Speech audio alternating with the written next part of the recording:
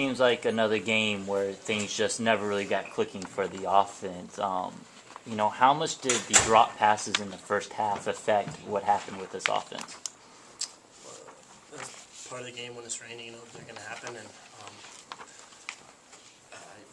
we've got to move forward from them. And so I don't know that they affected us. I think we shot ourselves in the foot a couple times, not just with the getting penalties and forcing ourselves into second and long and for first and long, and so we've got to do a better job of not making those mistakes that are unforced errors. The drop balls, that's going to happen. That's part of the game.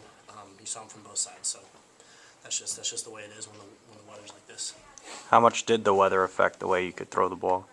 I don't think so. I don't think we threw it any less than we do any other week, and I felt like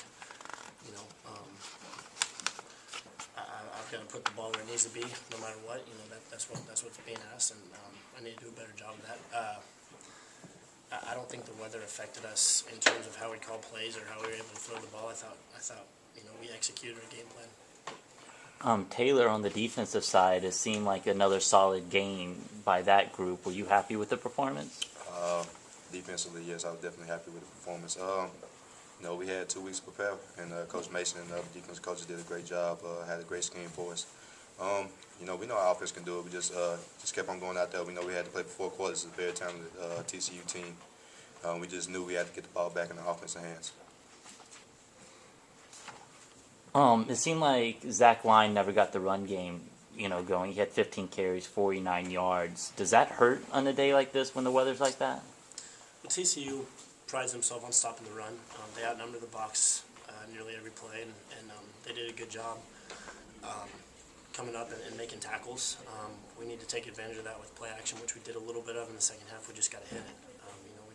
We ran a couple play action passes and weren't able to complete them. So we've got to work on that and be able to hit that because they were coming up so aggressively trying to stop the run.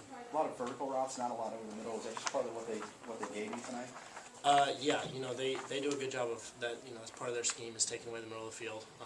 They don't really, and they don't want guys crossing their face. So part of the game plan was to get outside away from their safeties who are athletic and can make some plays. Doesn't that make it a little bit more difficult though to find that rhythm with a receiver? Well, I don't know.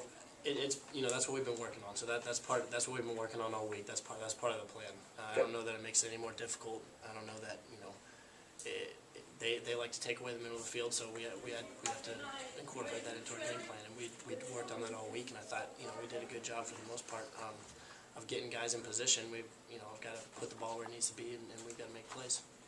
Got time for about one more. One of the big plays, or one of the big series, was at the end of the game. You got the ball at the 2-yard line and failed to get any points out of it. Can you just talk about that series and what you saw and what happened on it? Well, obviously I can't take a sack in the red zone. They did a good job defending on first down, stopping the run, of plugging it up. Then I took the sack, and in the red zone every yard is huge, and when you lose 7. That's a big deal.